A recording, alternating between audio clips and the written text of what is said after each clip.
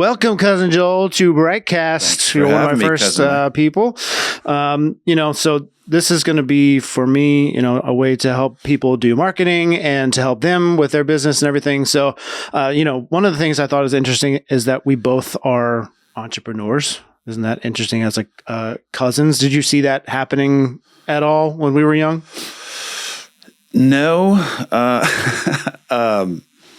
I think we were both very creative, and we both didn't lack in the imagination. We were always playing guns and always, playing like G.I. Joe, all that kind of stuff like that. But I don't think we ever really talked about business, Yeah, I don't think so either. We were more like creatives, like trying to express ourselves with stuff. But it's kind of a natural extension from when you realize that I can monetize my creativity. Yeah. Well, I think just trying to do music in general, you become an entrepreneur because no one gives a crap about what you're doing at all. At least not for me, so, especially when you're not good and everything. So you really have to push yourself. And from that, as you get better, you realize, well, I could do maybe other things or anything, that I want to do. So, that's the only sense that I could see that happening. Especially if you're the one in the band who's doing all the work. Yeah. then you become the entrepreneur. Yeah, for sure. Exactly. While the other guys don't do anything. Yeah. I mean, I was burning, I bought like a CD tower. It would burn 7 CDs at a time. And I would, hand them out to everybody, but I would be doing it all night and printing out labels and everything. And I don't, most of them probably are in the garbage now, but I remember, man. I do remember. We did the same thing with the CDs, like burning CDs. I think Josh might have been the one that told me about the CD tower. Yeah. Quite possibly. Oh, man. That's definitely dating yourself. Yeah. So tell me a little bit about, for the people at home, tell me about Lewis Cabinet Company, how you got started, what exactly you guys do. So I was doing random construction, like home renovation stuff. I had a contractor's license. I got into, once the pandemic hit, I got into insurance work. So fire, flood, damage. And within that, one time, one of the PMs was like, hey, can you build this cabinet carcass? And at the time, what is a cabinet carcass? They call the boxes carcasses. Okay. For whatever reason. So, I don't know why. A box, maybe, because that's what a carcass is. Yeah, I guess so. Could be. So I was like, sure, why not? Because I saw what it was paying. Because in the insurance world, especially if you're a cabinet millwork shop and you're basically, if you're a production shop, to stop what you're doing and make a few things that are very specific and usually very dated, it slows everything down. So it costs.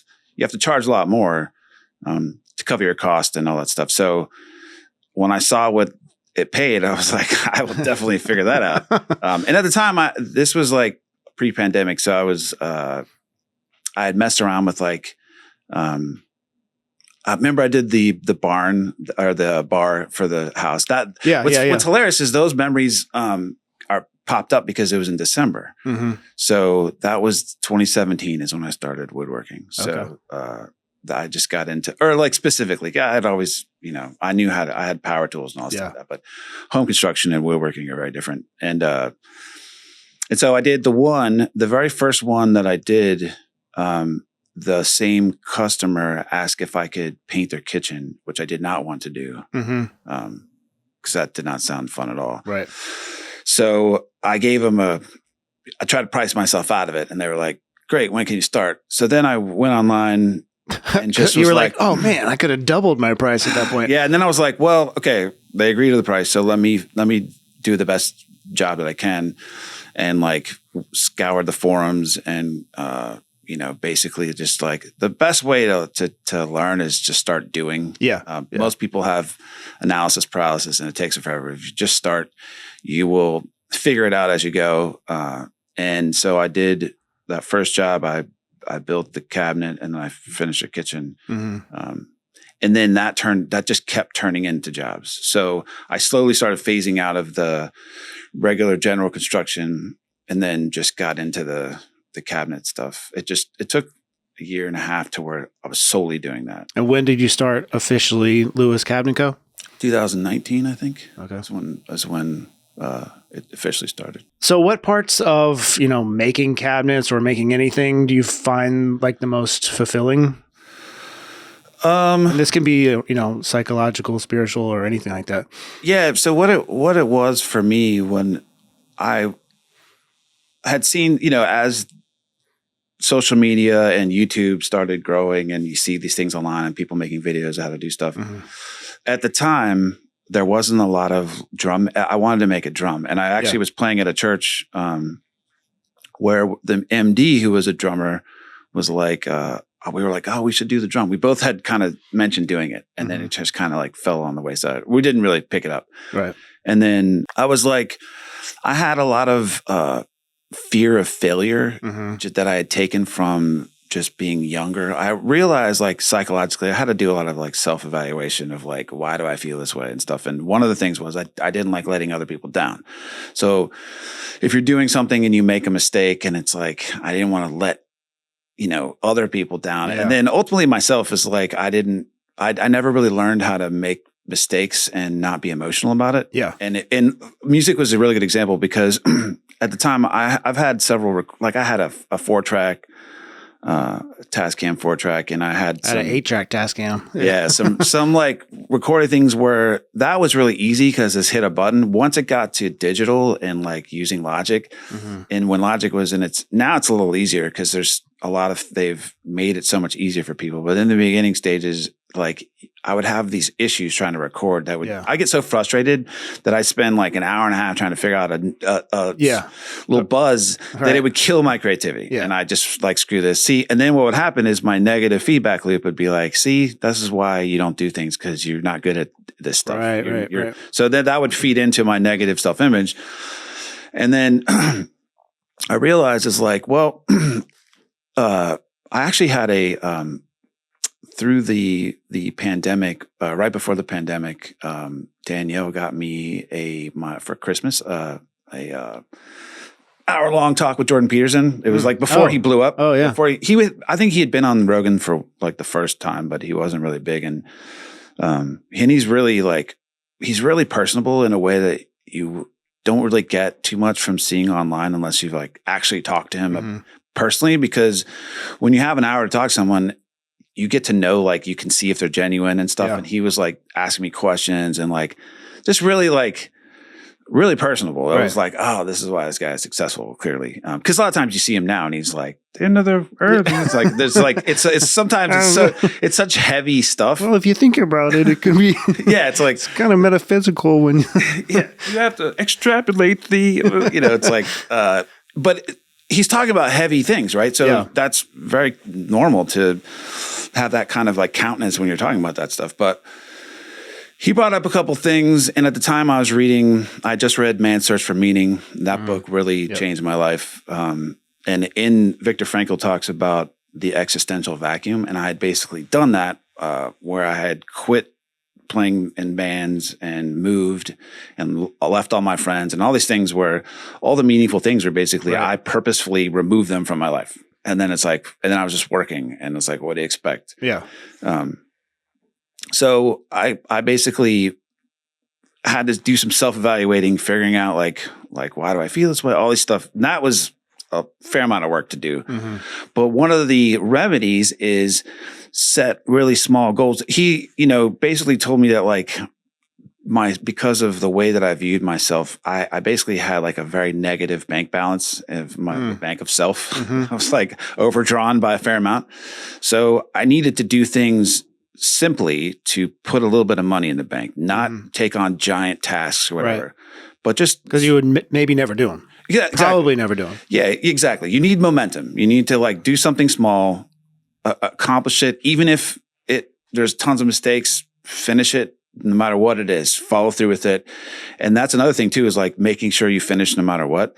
So when I was building stuff, what I would tell myself, I'll so that I could do, another thing to do is like, the term know thyself. If you know your tendencies, you can really speed things up by working with your tendencies. So for me, I was like, I know that I'd be really upset if I had a bunch of mistakes in it. So I allowed myself to make 2. So I'll always make a second one so that gave me like an out with the mistakes. So like if I made the first table I made, it just got smaller and smaller as the more mistakes I made. So even if it was like a table for small people, then that's what it would be. And then I could make a second one having learned those lessons. So that kind of gave me like a little escape route emotionally. Yeah. So when I made a mistake, no big deal. It'll be a little bit smaller, and it just kind of like, so after I did. But you still finished it, which is finished it no matter what. Yeah.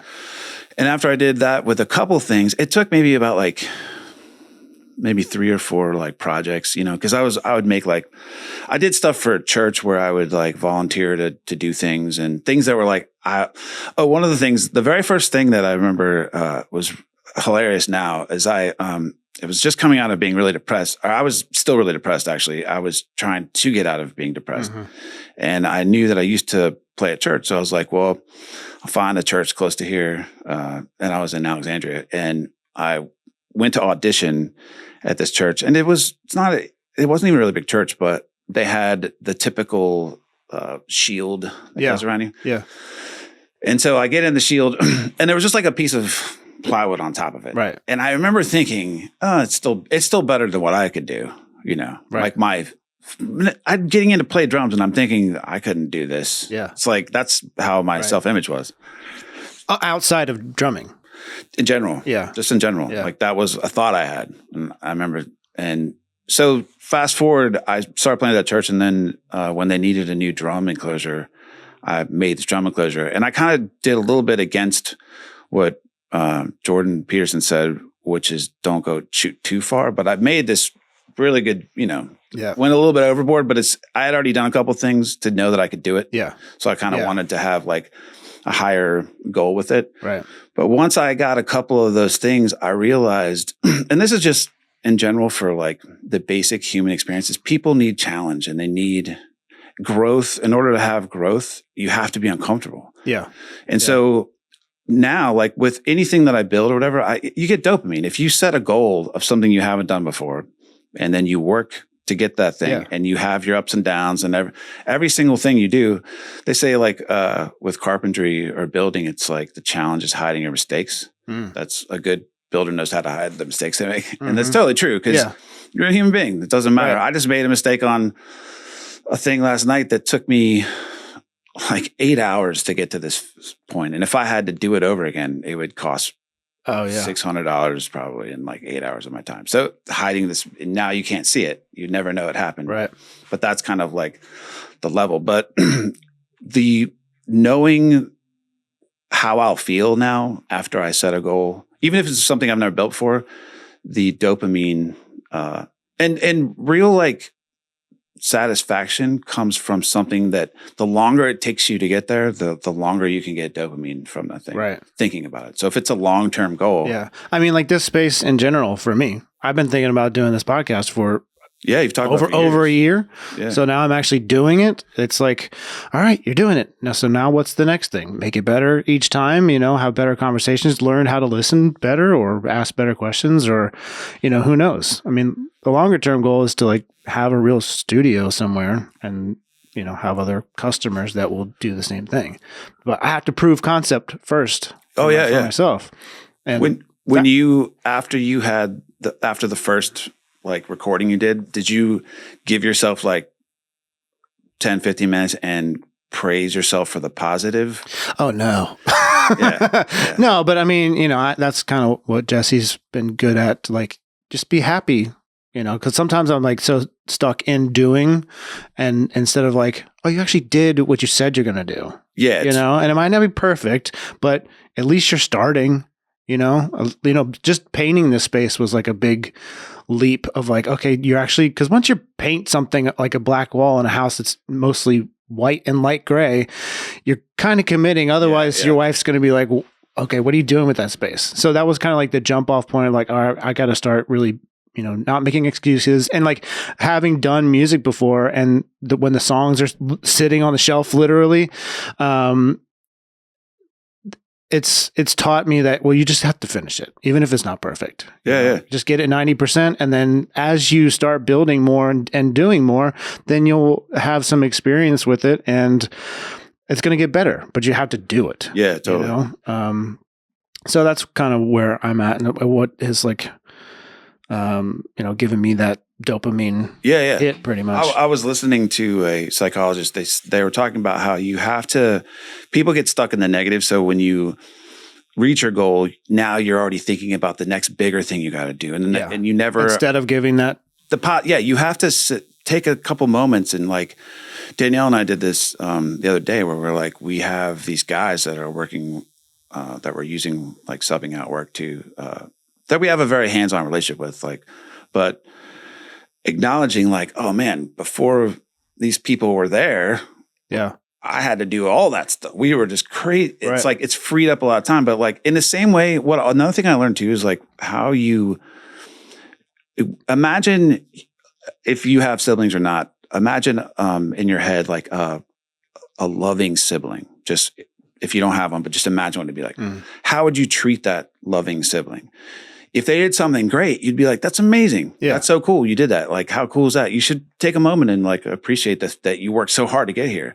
And it's like, and then go, oh, that next thing, oh, that's a huge goal, but you can totally do it and stuff. And if you treat yourself like your loving sibling instead of how you treat yourself, you start to realize it's like, oh, I would give my sibling, and in fact, I give my friends all this grace and this allowance for things, and would never get mad at them for these things. Right, but you get mad at yourself. Yeah, exactly. Yeah. It's like, so a lot of it is purposefully paying attention to how your reactions and stop living reactionary and living more intentional. The more intentional, because really for me with business is like fixing my self-image really has changed the way I'm able to think about business in general, just because like, how you treat yourself, treat others the way you want to be treated. Like how you treat yourself though is how you treat other people. Like how scalable can a business be if the person running it is broken? You know? Well, and you can, or how fruitful can it be? Unfortunately, you can like Amazon, but look at how people talk about it, because your legacy. First of all, I don't like the word legacy. Yeah. I'm not a big fan of that because ultimately, depending on how far out you go, it doesn't matter. Yeah. Like fighters talk about legacy all the time. I was like, dude, no one's going to remember you anyway. Right. So just do it. A couple generations. Right. Is all you got, really. Even how you treat people is only relative to the time that you're alive treating people. Mm-hmm. Now that can have these ripple effects, but it's that you should treat people well. Like you should, it's not about a legacy as much as like you're just in the present moment. So just be kind. That kind of kindness will come back to you like in spades, Spades is a great game, by the way. I haven't played in a long time, but I would like to get back into it. So, you're talking about Danielle. So how do you guys balance the business responsibilities? You're the worker bee. She's the admin person. How did you divvy that up in the beginning versus now? Sort of stuff. So she had I had the construction business. She had a health coaching business. She had rheumatoid arthritis and was like wheelchair bound often and stuff. And they basically told her by the time she was 30, she'd be permanently in a wheelchair. She reversed all that through what she eats and hormone stuff. So all through food, she doesn't take any like hormone, actually like progesterone and things like that, but nothing medical. Yeah. And so we had a long distance relationship, and when you have a long distance relationship, you talk a lot because you're long distance. And it's funny, like once you are in the same spot, if you're working, you're not talking because you'll see them at night when you get home. Right. So it's a weird transition where you don't talk this hardly at all anymore. It was like this weird adjustment to make. And I was like, it kind of sucked because we're like best friends. So it was like a weird thing where like, we're not really, you see when you get home, but it just, there was no gradual shift to that. It just was like real fast. So eventually we were like, and also this is not for everybody, but, and I know this because I've dated enough in my life to know that like there's most people I've dated I would not have a business with. Right. So it's unique in that like you have to know. Danielle and I are very like rational in a sense that we are not driven by our emotions. If someone we have the same goals as a unit, and then we're like, how do we get to that goal? If someone's like, this makes more sense, we don't argue about it. We never have argued about if someone has a better idea, we take the better idea. And that's not the norm. I definitely don't think it is, but I realize, but it's only because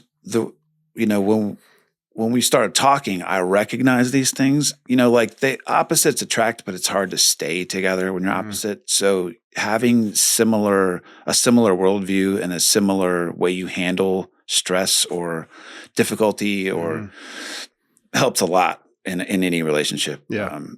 So we realized as she got more into having a business where you kind of have to sell, like when you're online, you have to kind of sell. She had made a course and all this stuff, but it was just like constant marketing. Yeah. And having to talk to people, and also her realizing that like, everyone wants to be healthy and not be sick, but most people aren't willing to do what it takes to get there. Right. So they just want to complain. And to be fair to most people, they're brainwashed to think you take a pill to fix things. That's kind of Western medicine is like, take this, you have these problems, take this. It's like nothing is habit changing or behavioral changing. It's just stay what you're doing and we'll give you this thing to add to it. That's the least amount of work. So we've been brainwashed in the West to feel like that's the solution. Yeah.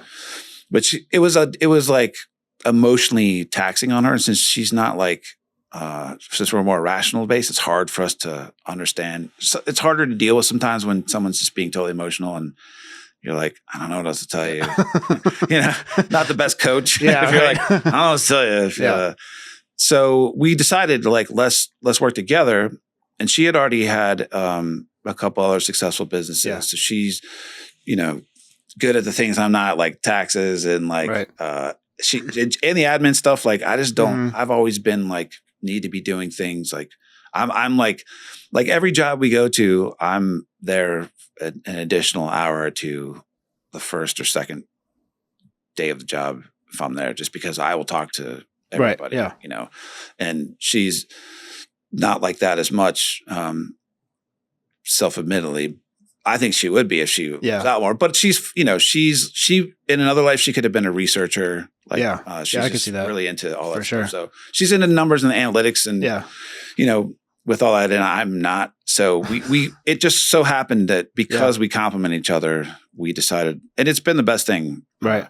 And now what we're trying to do is work ourselves out of our positions in the business so that it can, these positions in the business pay for themselves, and then we can hire people in and, so that's the goal for sure. Yep. Absolutely. Yeah. We're not trying to be, like self-employed. Yeah. So do you have any like memorable clients or anything, or how do you deal with like clients in general, or are there any like specific people that stand out?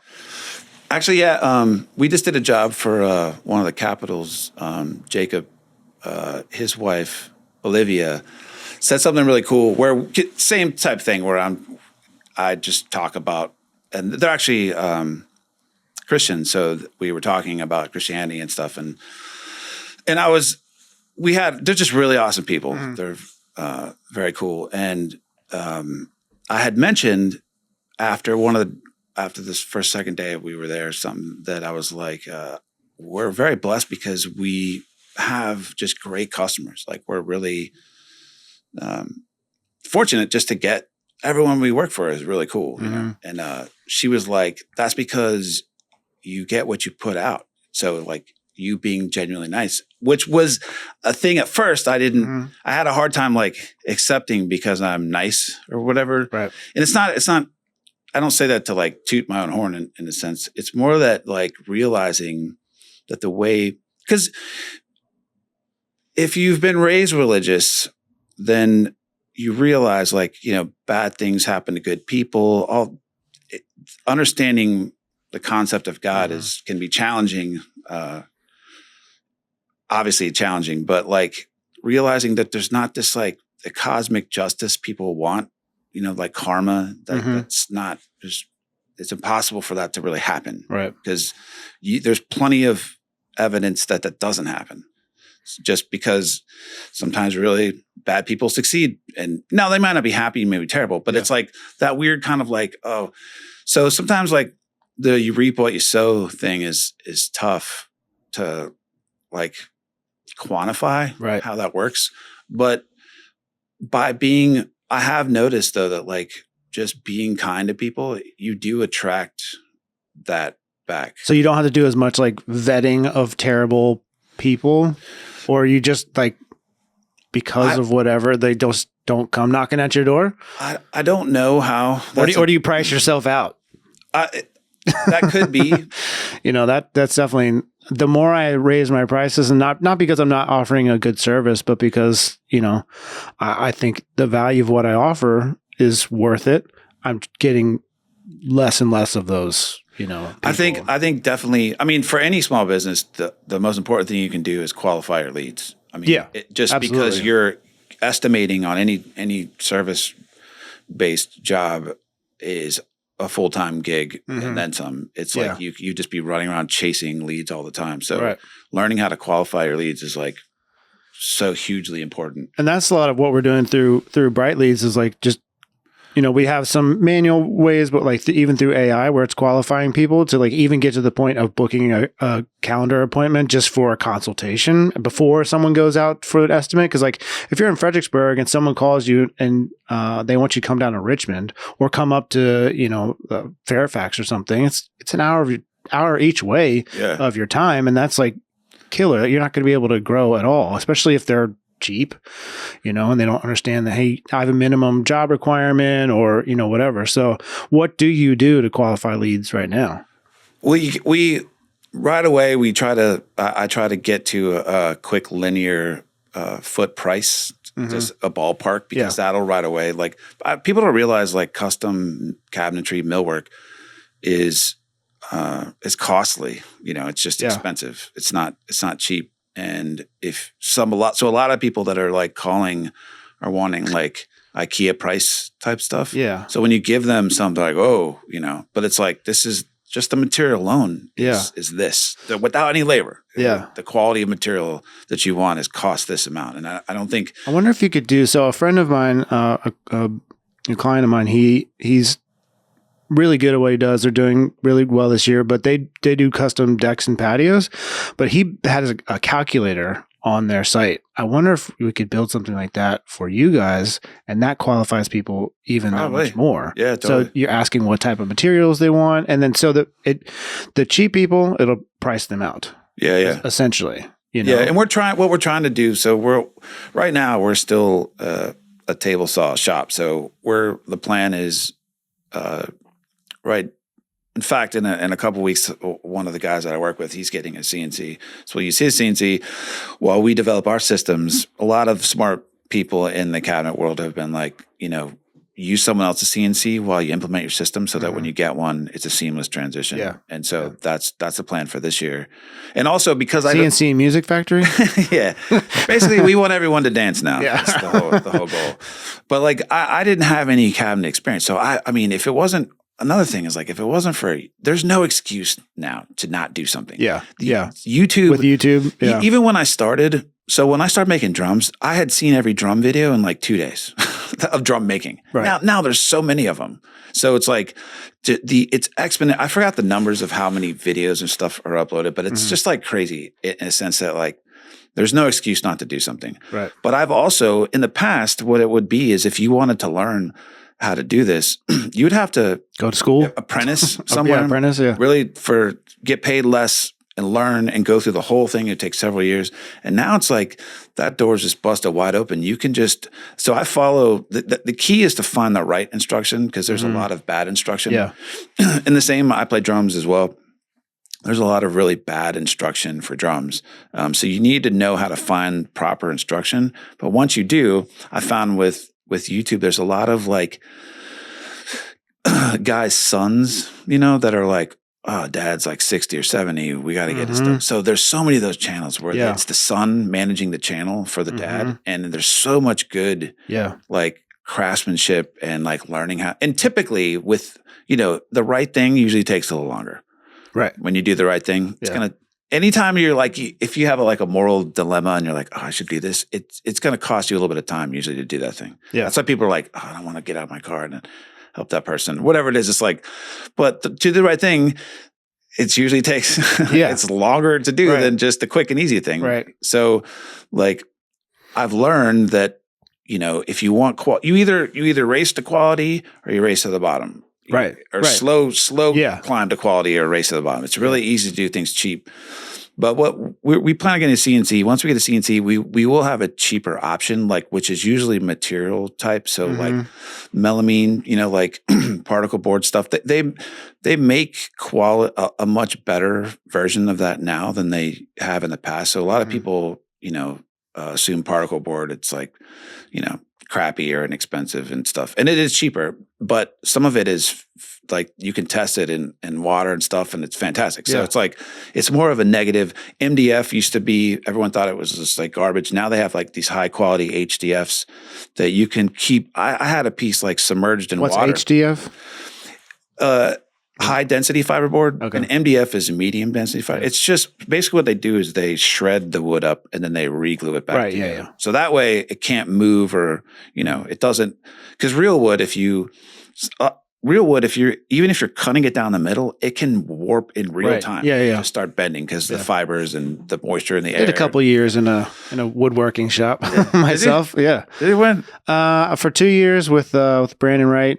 We worked at I didn't know that. woodworking shop right down Balls Ford, and then I did like a summer making countertops.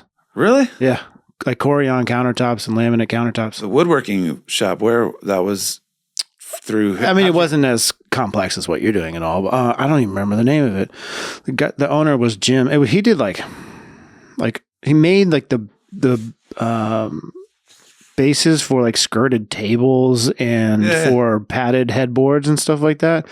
And that's so did you get familiar with the tools? Did you have yeah. I mean, I use circular saws and sanders and, nail guns and all that sort of stuff. So it's kind of where I got my dad had taught me how to do a lot of stuff, but that's where I got kind of the reason my dad had taught me is how I got the job. But Brandon was already working there. Matt Kitchen worked there for like 2 years and stuff. Yeah, pretty much. So Brandon worked there for, I don't know, maybe 5 or 6 years before he moved out of town. Yeah. I wouldn't have done that anyway at that time because I wasn't even doing Yeah, exactly. You were just painting, and I think you might have lived in maybe Georgia or Richmond probably at the time. I had that paint business down there. What's been like the biggest challenge over the last few years? You started in 2019, so it's been 5 years, 6 years. So what's been like the biggest challenge? Has it been, getting the right people, systems, numbers? I mean, obviously you've had good lead flow out of nowhere, which is like a huge blessing. So that's not the problem. So what do you think the biggest challenges are? I knew from the beginning to not have all your eggs. You need multiple streams of leads coming in. So we have an insurance aspect of the cabinets where we remake. So we'll basically do anything like stain match, door match, all that stuff like that for that. And then we have on-site refinishing, refacing. So for like a new kitchen that gets painted, or if it's a lot of times what we'll do is we'll add like custom trim out things, and then new doors, and then we'll spray the boxes on site, and then the doors at the shop. And that, is instead of a $40,000 kitchen, you can get a new kitchen for like $12,000, $10,000. From insurance? This is just separate. So we have the insurance, we have the refinish, refacing, and then we have the custom build. So we have the 3 arms. That's good. That. And then within the custom build, we will GC. So not too many jobs, but we've in the beginning we were doing everything, right? So we would do whatever, and then we were using we would hire the electrician or the plumber of all this stuff, and then we realized you need to niche down and stay in your lane and just focus on a few things, so you can really become efficient and systematized. And so we started doing that. So now we just say, hey, we just do cabinets and mill. Right. We don't step outside that boundary. And that's been helpful to not have. Well, when you don't have enough leads coming in, you kind of got to take whatever you can. True. And once you get to a place of being like, all right, well, we can be a little choosy. You have enough people coming in, you start getting backed up, then like, I'm not going to stop doing what we're good at to try to do something that's probably going to be cheaper or not make as much profit. And it was a real blessing to like have this happen right in the beginning of the pandemic because construction was essential workers, right? Mm-hmm. So that went the whole time. And for a lot of businesses, they kind of took off then because you had people getting their stimmy checks. Yeah. And then they couldn't vacation, so they would invest that money into their house. You call them the gimme checks. Yeah. Our country is screwed checks. Yeah. But like the basically like all of that momentum. So, having no cabinet experience, I didn't know the tools I needed. We didn't go into any debt. So we were able to get a couple grants, government stuff for small business and when that was going on. And then it's funny because like we were like, I forget, like the second you were like, we had all these government things that were given to us because of all the opportunities at the time for they're trying to like, pass the money around. And so we were like, how are we going to do year 2 when we're not going to have all these things that, and then you just find them, you start getting efficient at things. Right. And so we then, well, that's when you're building your portfolio too, as a business. Right? Yep, exactly. And we kind of eased our way into the jobs. We were doing a lot of refinishing, and insurance in the beginning. And then we started branching into the custom stuff as opportunities came up. But it was during the pandemic, you didn't have to go to these jobs because they didn't want you. So you learned that we can estimate from pictures pretty accurately and stuff like that. But now we're realizing that people want you to come by and there's a benefit to being and talking to someone. So we're starting to go. You think that part of the reason is like they just want a face-to-face, and then when you do, like when your price is probably higher than the Joe Schmo down the street, they maybe don't care as much because sells it a little bit more. Your personality and like, hey, here's what I would do. Like the knowledge that you have of 20 plus years, doing all sorts of stuff. I think I would rather pay 20% more for somebody to know it's going to get done right. Yeah. And I'm going to have a good working experience with them, during that time. If I'm spending, X amount of thousands of dollars on a project. Yeah. And we're never the most expensive. We're never the cheapest. We're going to be higher middle, but we're also explaining what we offer and the quality and stuff. And so it definitely is helpful to be, what a lot of people don't realize is like your time is very valuable. So some people don't realize is like, you can't go to every job that you're bidding on. You have to go after you've qualified them. So because we're only closing 20% of our leads. How many are you closing in person though? More. I don't know the rate of it. Yeah. But it's definitely, we're more likely to close if we swing by. Yeah. So, and at the time there were so many, there was just a constant wait list of 6 months to get started on anything. Cause you have to do the jobs in the order you get them. Now that's kind of, that wait list is slimmed down a little bit. And we've never advertised. We've only used Google and used reviews and we update our site and stuff, but we've never paid for advertising. Yeah. And I think you got in the right market at the right time. To get momentum. Yeah. Well, you're not competing like Fredericksburg, when you search for your service, especially when you started, there weren't that many people. No. And that was like right when the, cabinet refinisher near me really started happening. So, and then when people get the stimmy checks, a year later, and you already have 20 reviews, then it's, you're the one that pops up. And that's always the refinish jobs have always kind of been around. We do more refacing because when people see you can basically make your kitchen. If you like the layout of your kitchen, then a reface, we've redone the trim, added things, different crown, different base molding and different you can just kind of make whatever you want, whatever kind of design you want. Yeah. So that's a third the cost of a new kitchen. Right. So that sells a lot, actually more than we oftentimes will upsell to refacing, just like get new doors, you're going to do this. You might as well instead of just paint. Like, yeah, because what happens if you put paint on an old style, it's just like a cleaner version of the 90s. Yeah, so it doesn't. We got to get you to do our kitchen probably sometime this year, because the cabinets that we did in the bathroom, it's a whole new bathroom. Totally, the whole feel's different. Everything. Yeah. It looks like when we sell, no one's gonna know. Totally, they're not gonna know at all. But to get to your question, definitely the hardest thing is finding the right people in the roles. And what we've had the most luck using Facebook, because you can see getting new people, or just people to work for us. I think because you could see like a history of what they've done, you can kind of get a feel for them right away. You could see maybe in a forum, you could see their interaction. So if they're like negative, whatever it is, it's like it's as opposed to just randomly posting an ad for somebody to help. Right.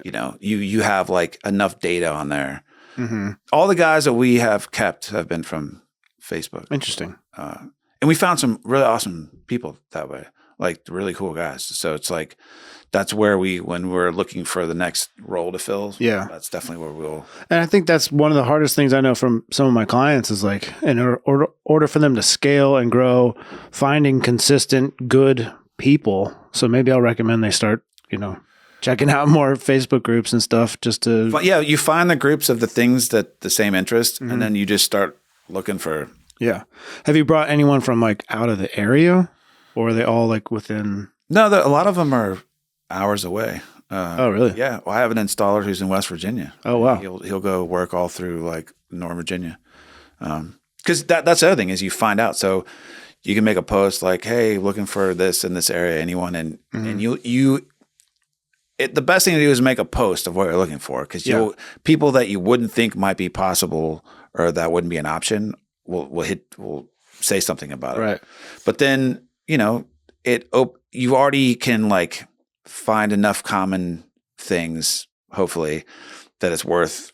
Because if not, like you're starting from like, it's like dating. You're kind of starting from like zero. You don't know anything about this. And it's way more, it's way different. The chance of finding the right, it's such a dice roll. Like the chance of finding, I had to make sure that you knew what I was doing. It's like, it's really difficult to do that. And everyone, we have like a 90-day policy where it's like, let's work together and revisit in 90 days and see. Yeah. I mean, obviously if it's not going well 2 weeks in, right. But if you get to 90 days and everything, we sit down again and talk, because everyone's going to be good for a while.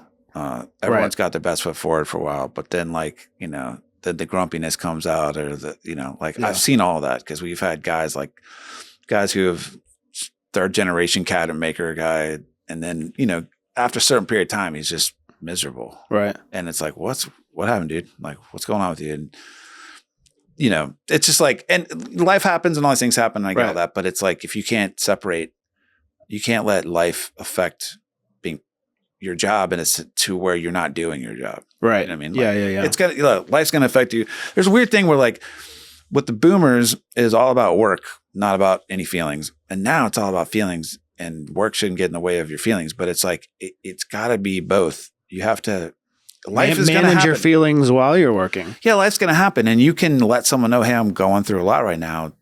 Just FYI or whatever, but it's like, but then you got to keep going. Like you can't just like shell up and there's like, everything's pendulum, right? So you go hard one way, and then it goes, we're in the hard over feelings mode, but sometimes you just have to do things that you don't feel like doing. I mean, that's a lot of how I got started. I did things I didn't really feel like doing it at the moment, to realize like, oh, there's a benefit sometimes to doing something you're not in the mood to do. Yeah. Well, and probably for most people, they don't want to do a lot of things.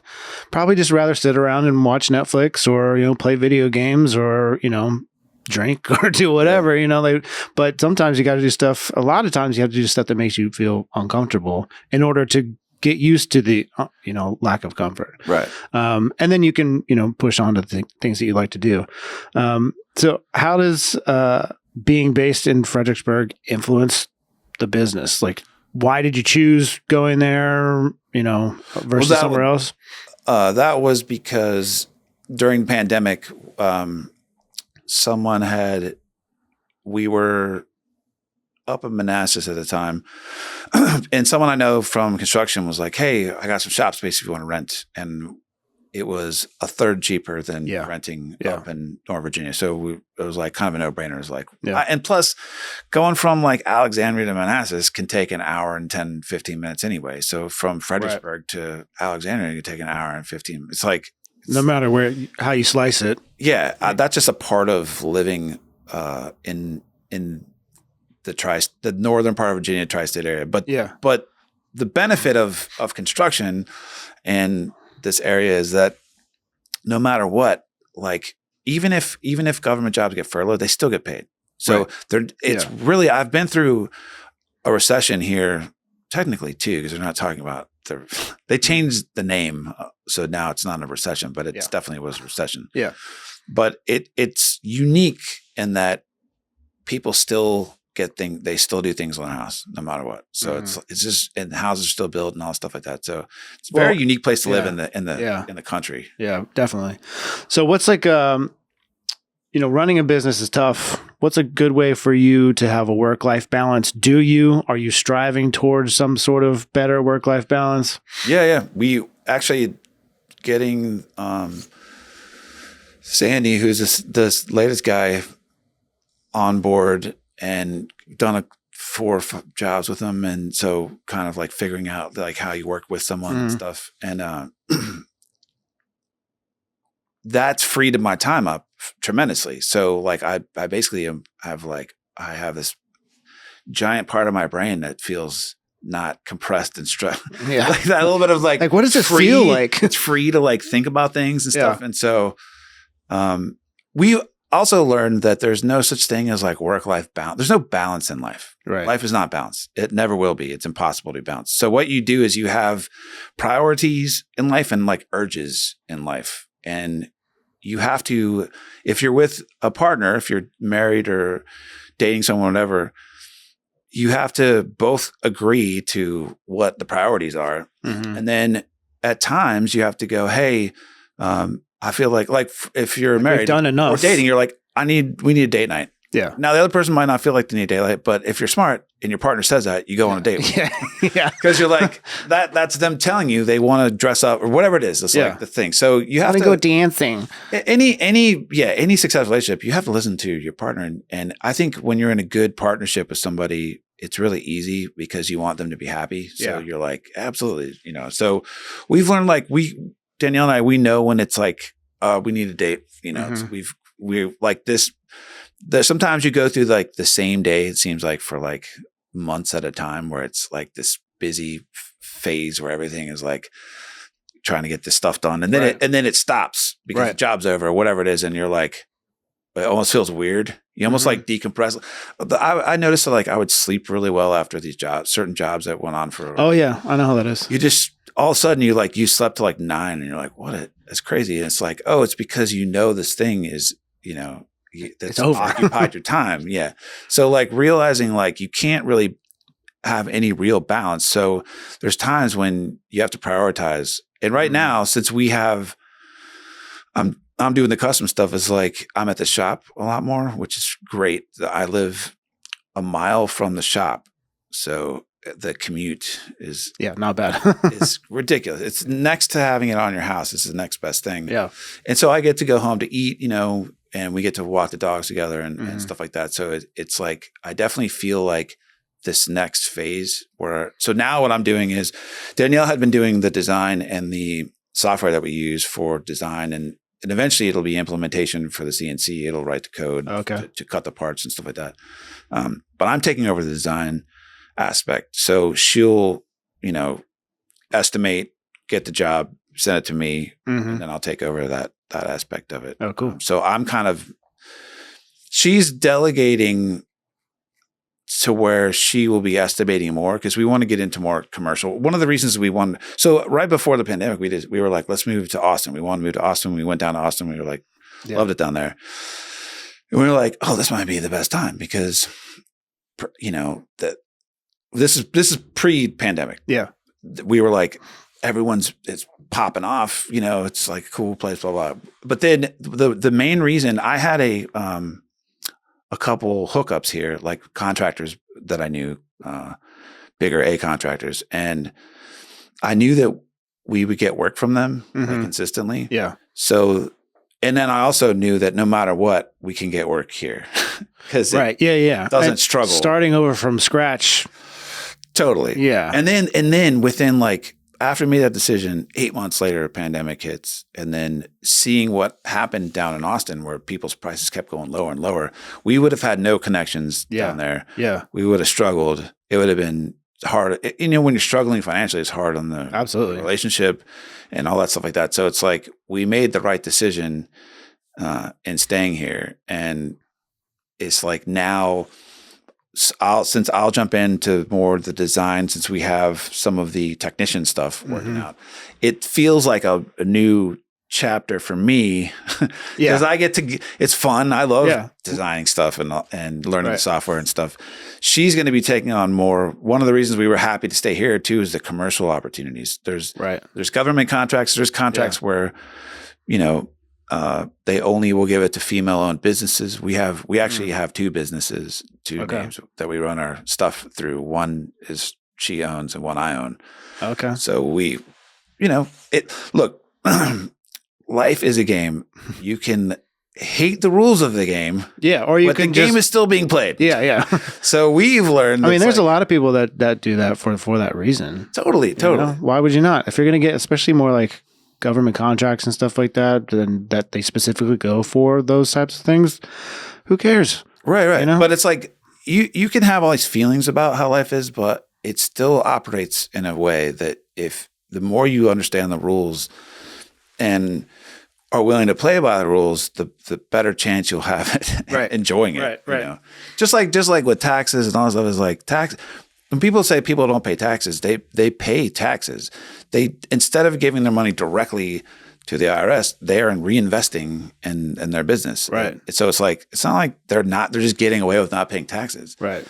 That's how, people that aren't educated think that is. Right. But they're reinvesting in a business that's then giving people jobs and these things like that. Well, that's one of the things I learned, like, I can just reinvest in my business to grow it. Like this is investment. These microphones, all this stuff is investment in growth for marketing for the business, and I, always being a W-2 employee, I didn't know that. I always thought writing it off means you don't have to pay taxes, like on anything. I'll just write it off. Like, no, you have to be spending it on your business. But, if you're doing it where it makes sense, then you actually can use the money you make to grow the business.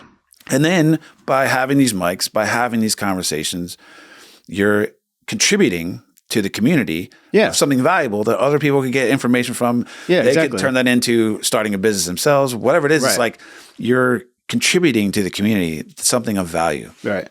And that's kind of one of the goals, like by Brite Cast. Like a couple of my friends like, oh, that could be boring talking about business. Well, then it's not for you. It's for people that are either struggling in their business or, for people that have been doing it for a long time. I have a few other people that, have already like said they want to join who've been in business for like 20 years. Like there's a wealth of knowledge just from me having the conversation with them to learn. And if someone else gets something from it, that's maybe just starting out. That's great. Totally. And maybe they can actually meet that person, go to an event and actually meet that person. Like it's great to hear from, Tony Robbins or all these people, but you're not going to meet them. But if it's someone in Northern Virginia that I can have come here and talk about their wins and losses and all that sort of stuff, and then there's a younger entrepreneur that can learn something and maybe reach out to them for additional advice, like that's invaluable potentially. Totally. And there's the 33% rule, which is you have 33% should be people that you help. 33% should be people that are peers, and then 33% should be people that are mentor. That I mean, like I just said, there's no real balance, but you should aim to have some in all of them. And a lot of it is people don't know how to connect with people. Right. So this is a great opportunity for people. If you think that business is boring, nothing against that, but it's not for you. Yeah. It's not a big deal. Right. Exactly. But there's a lot of entrepreneurs that I've met and people working in small businesses over the past, 5 years that I've been doing stuff.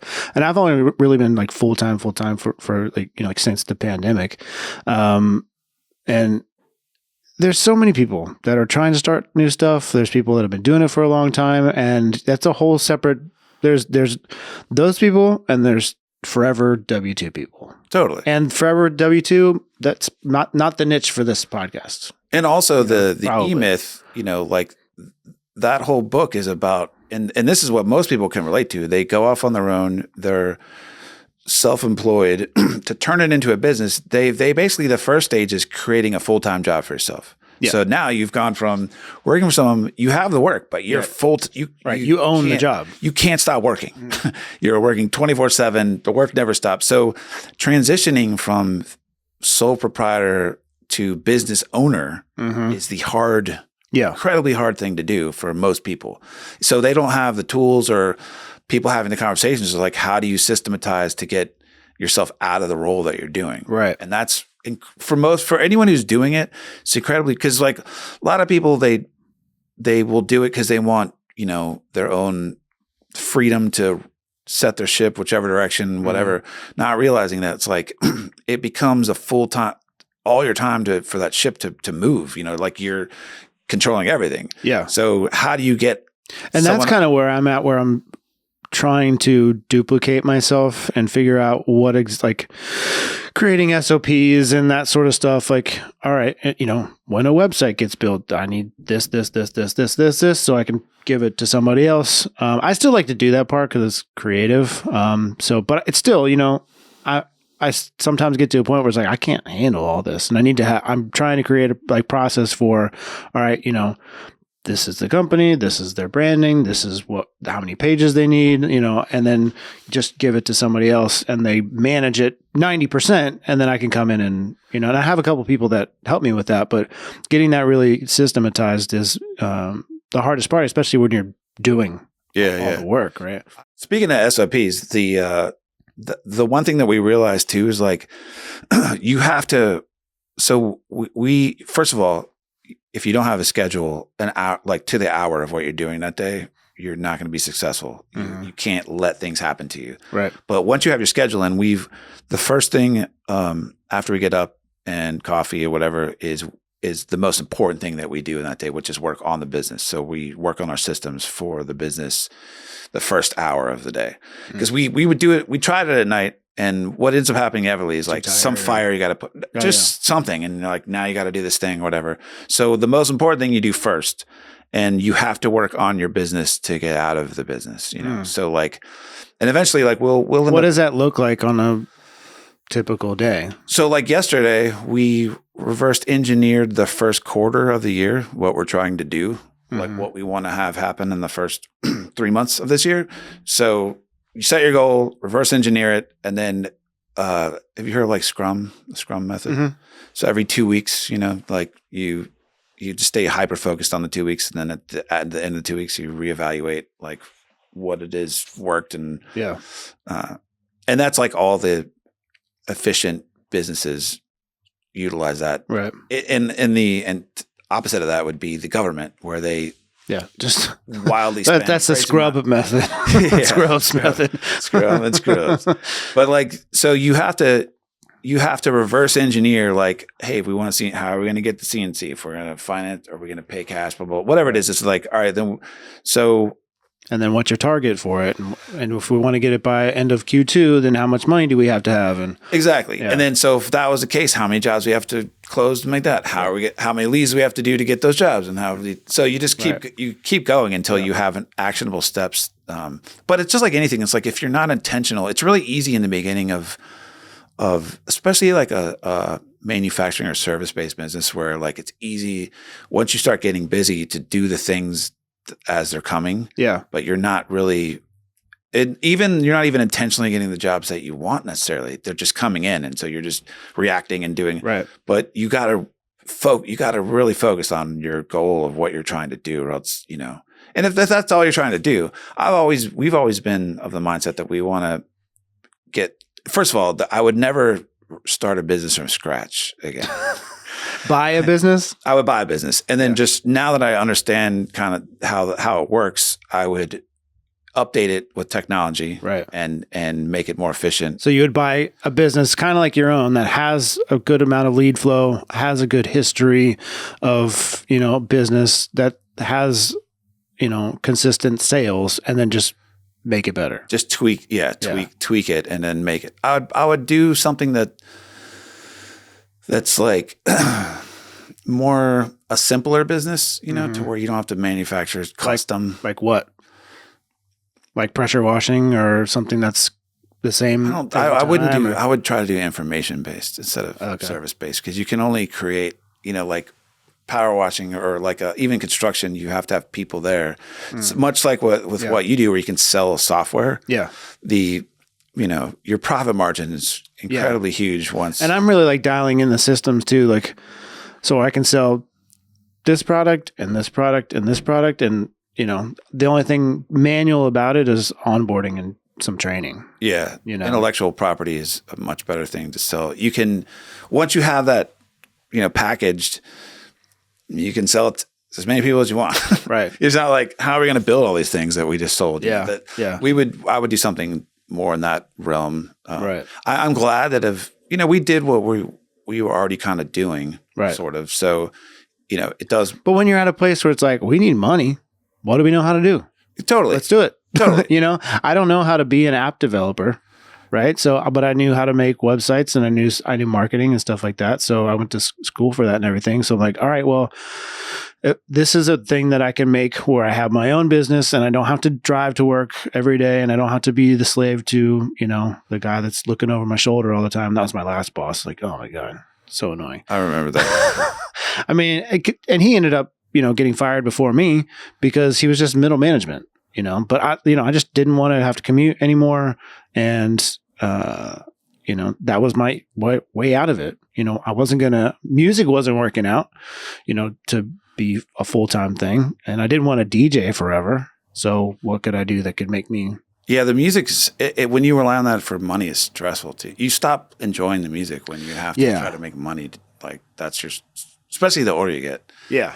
When you're 20s, it's one thing, but right. If you're fine, like living in a van, you know, in your 20s, and like just because you're doing it for the experience and the girls and whatever notoriety, it's different. But you know, as you're like, I like having my own bed and you know, sleeping in the same bed for the most part and everything. So, you know, I don't have that much more for you, but you kind of told me what the goals are, but what are the next couple years look like for the cabinet company? Well, once we get the CNC, we'll have getting this. And what does that look like realistically to get that CNC this year sometime?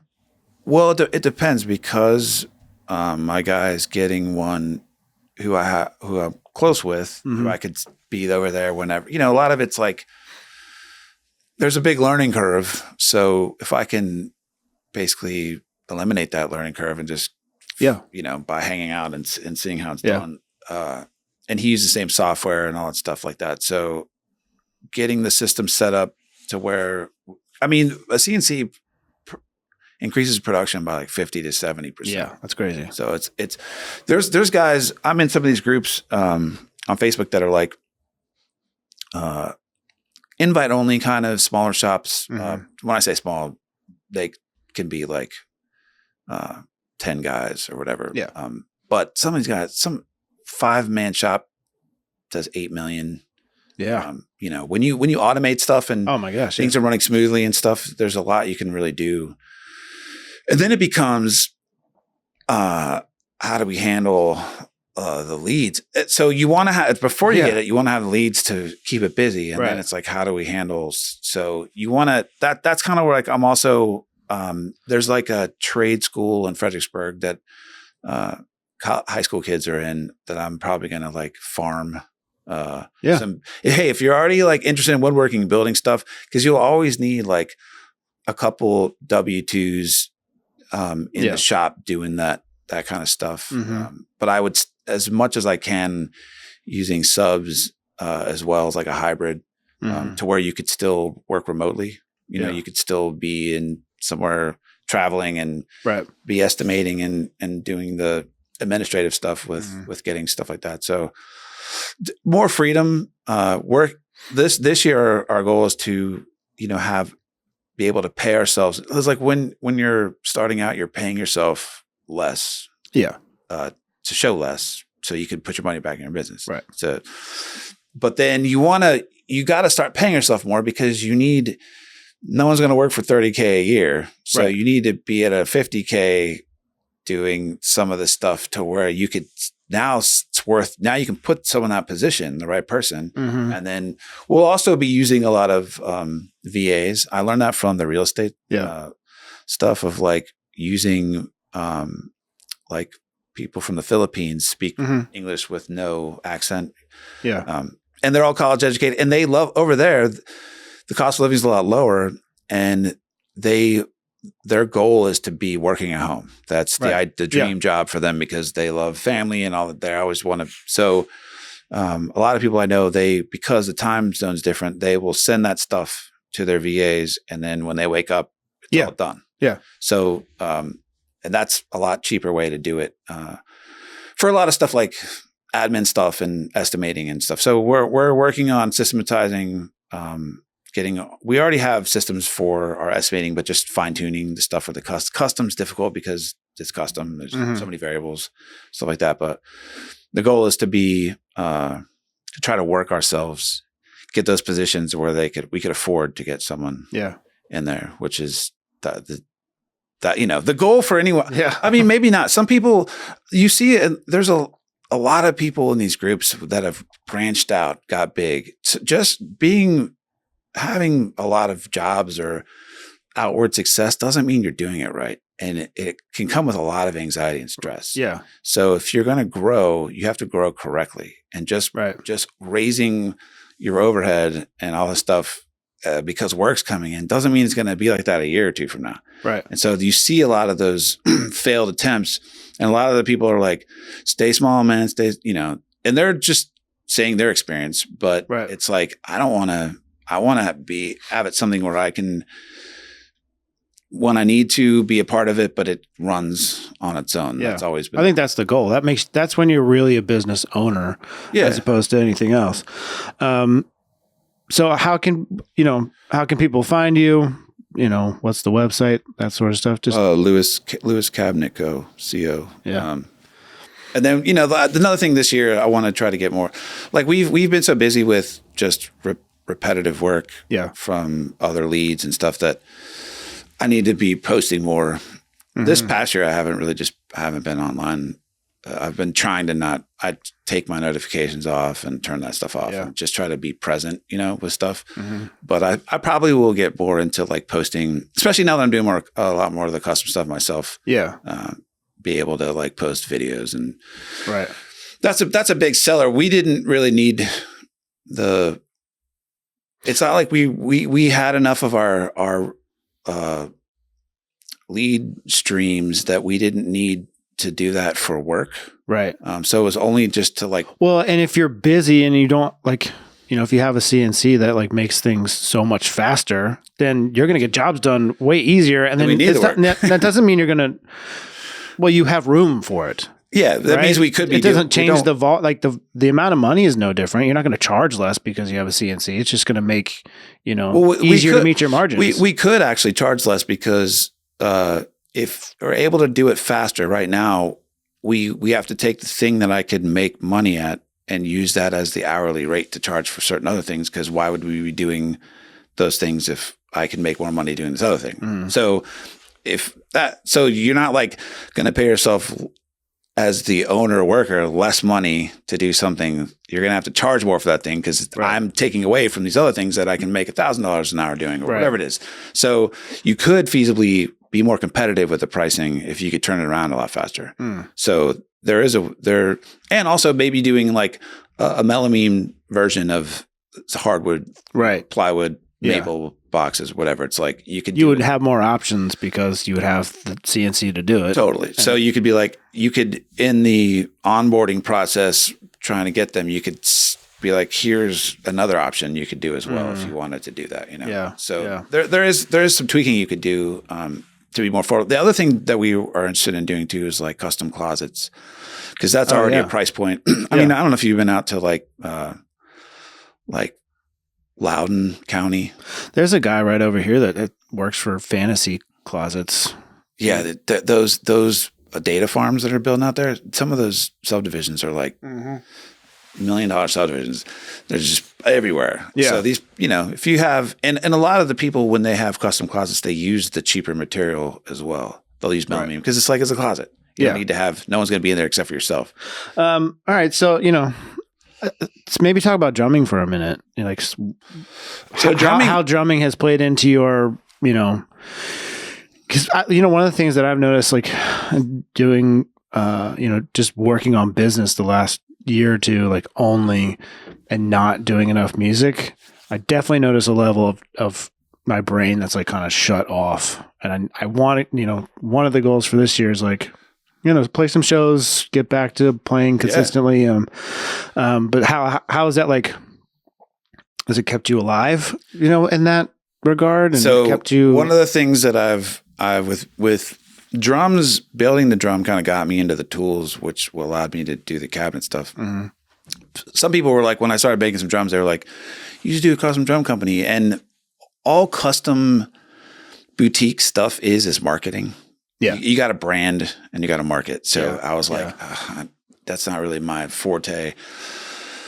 And I was like, I could do cabinets and everyone, it's way easier. Musicians are not as rich as the guys. No, when you're starting out, unless you have a name to go off of, you have to, it's just a lot of work. Everything's a lot of work, but it's a lot of branding type stuff. But what I realized after I made, stave drums is I want to make plywood drums. In the CNC, I'll use the CNC to do that because you have to make molds and stuff, and I could do it with the router and all that, but it's like time, the amount of time, everything's a payoff for your time. Yeah.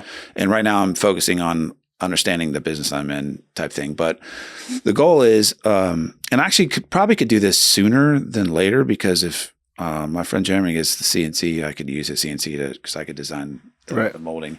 And then what I wanted to do was I wanted to make, there's a company called CNC, not the Music Factory. Not the Music Factory.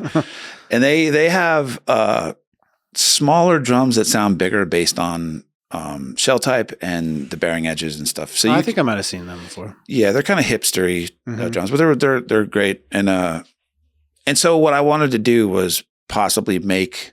I found that like I'm motivated to do things for other people a lot of times more so than myself for whatever reason. So I've always being in church and playing in churches and stuff. So I had a similar thing where I wasn't playing music for quite a long time. And I realized like when music's such a part of your life, like just hearing like 3 chords could make you tear up. Oh yeah. And that just happened the other day. I heard some chord progression and I was like, it made me emotional. And I hadn't like been teary-eyed in months and months. I just didn't. Business doesn't make me feel emotional, right? Yeah. So it was like when you're doing good. And I remember too. I was like, I remember I was like, I forget. It just transcends like so much, like words and all these things. It's just such a powerful thing. And one of the things that people that don't play music don't realize is with a band is like that's your group of guys you're hanging with. Yeah. And so would you share these memories with your boys playing music? Right. And so it's like a very like communal thing. So not only do you miss playing, but you miss the hang. Yeah. The hang is like a huge part of music. So church helped a lot with that, where I got to play and like being around other musicians was helpful, of like some like-minded people, because I didn't know any musicians in Northern Virginia at all. Yeah. That introduced me to several musician people that I'm now, really good friends with. And then I realized like even playing with like Eric and Christian and stuff is like, you need to play a little bit, just that little bit of like, familiarity, even like going on, like playing in Josh's band, like just the familiarity of playing and being around people that you know, it like scratches an itch that otherwise I can't get to. Yeah, exactly. And that's kind of why I'm saying that. Like I don't want to do what I did before, you know, where it's like playing 3 times a week and, you know, it's fun, but I'm too old for that now. But, you know, several times a year, you know, keep my chops up, you know, and like you said, it scratches an itch that once you've done that, you don't ever get rid of it. It's especially as long, if you do it a long enough time, it's a part of who you are. Yeah, it's absolutely. It's a fundamental part of like how you view yourself and how you relate to the world, like how you position off of. Right.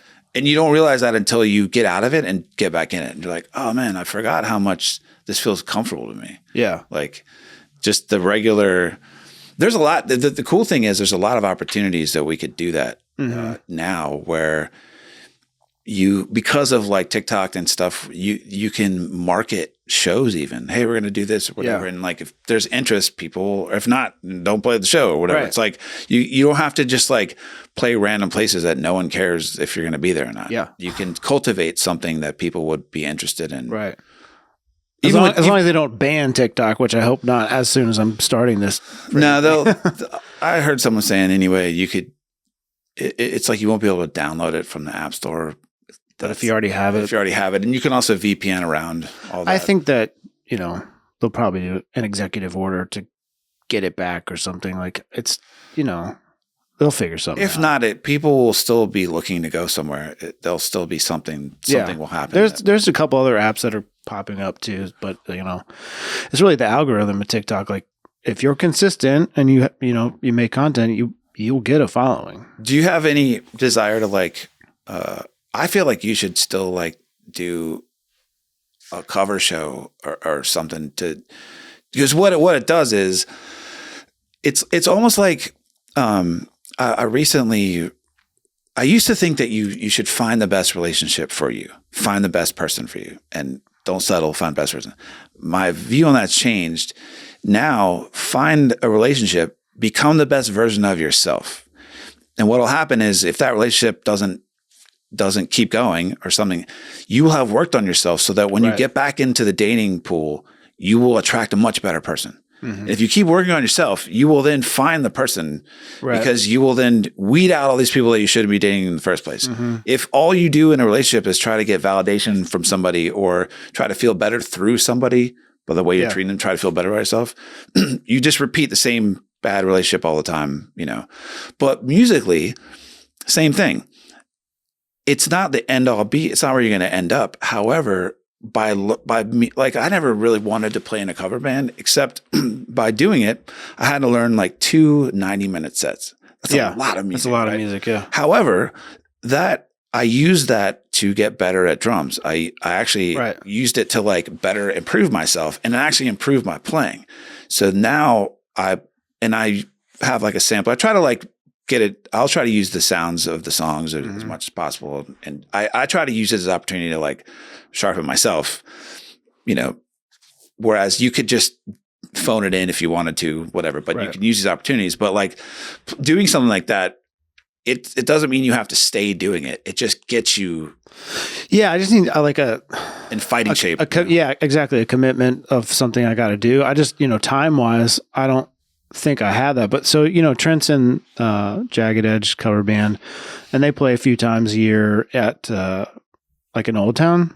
So we have like 6 or 7 songs that are like originals, and we could probably throw in a couple like modern covers of stuff that they don't do that wouldn't be competition.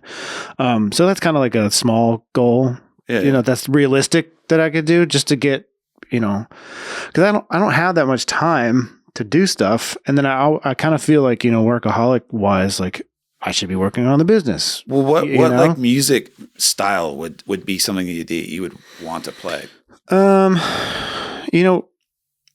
Is it like because a lot of people do like the full on cover, like they'll do like a Nirvana cover band or like that's a more. Yeah. I mean, for me, it would be, I don't know. I come from like a rock background. So, I don't Paramore comes to mind, honestly, like stuff like that. Did you sing that? No, but that style, like punk rock, popular punk rock, sort of emo, basically what I came from, but only the more popular stuff. Is there, do you know a girl who could sing like? I mean, if we did some Paramore stuff, we could just have her do it. But Jagged Edge has a girl covered, but then I could, maybe just play guitar and do harmonies for a couple songs. What you could do is like do a one-off show of like,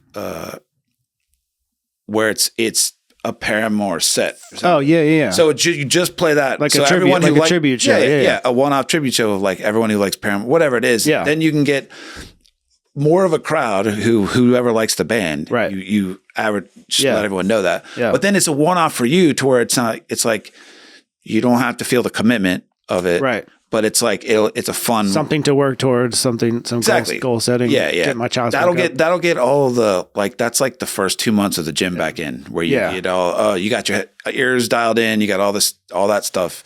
So then because like there's so much opportunity now, like especially with the cover stuff with Josh and like East Coast Entertainment now is ECE, which is national. They just book rooms, and if you go on their site, there's like it's all like R&B. A lot of R&B stuff. There's not a lot of there's no country band, first of all, but there's not a lot of even it's top 40 obviously and stuff, but it's like you see it and you're like, oh, I mean, you could totally do that. And then you could just, what would be fun about doing that with a group of us would be just like with Josh's band, you have, each instrument has 2 people. So you have a sub for that. Yeah. So you can either look at it multiple ways. One could be a sub. So you have your tier 1, tier 2, or it's either or, doesn't matter. They're both, or it's who first in, first out, like however you set it up. Yeah. But you have multiple people. So you don't have to play in the shows if you don't want to. Right. But you can if you have something else going on. You can pick the ones you want. But the band, there's still people playing and it still goes on. It's like you still get your itch scratched and still get to have fun and play, but you still have to practice, and learn new songs. And when you're playing, it's always a solid gig. There's always people there. Yeah. Every time I play, there's always a crowd of people are happy that you're there. Yeah. It's never like, to do all that, to then play at a dive bar, I just don't have that in me. Yeah. I don't want to do that again. I don't want to have to sell tickets. No, exactly. I don't like selling CDs out of my trunk. But I have a lot of music friends in Richmond that they play in these cover bands that will sometimes do one-off. Sometimes it's like gigging cover band. And there's always a crowd to see The Cure or Nirvana or Smashing Pumpkins. They do all these different, So it's like you could do that. You could do a one-off of that, and it would be. What would happen is it would get you to know quickly if you want to do it more. Right. It's either going to be terrible or be annoyed, or a lot of fun. It's like, and one of the reasons I do Josh's thing is because Josh is in the band who I've played with since I started playing music. Yeah. TJ's in the band who I played with my first band when I was 15, the Flannels. Spelled with a PH. Yeah. Oh, yeah. And then oddly enough, the other guy in that band, Derek, he's still plays music professionally. He hit me up yesterday and was like, he's going to be in Fredericksburg playing at Strange Ways Brewery a couple weeks. So I still keep in touch with. Yeah, that's a cool way to do it. And that's to me, that's the hang that you were talking about. It's totally the hang. Yeah. Also, why playing with Eric and Christian and stuff is country was never my first thing, but the hang, it's fun and it's hanging out with your friends. Right. It's that's a part of music that a lot of people don't get is you spend so much time not playing music with these people. Right. Exactly. So, all right. Well, thank you for coming on here. Yeah, man. Thanks for having me. Best of luck to Lewis Cabinet Co. And we'll talk to you soon. All right, buddy. Love you, buddy. Thanks for having me. Peace.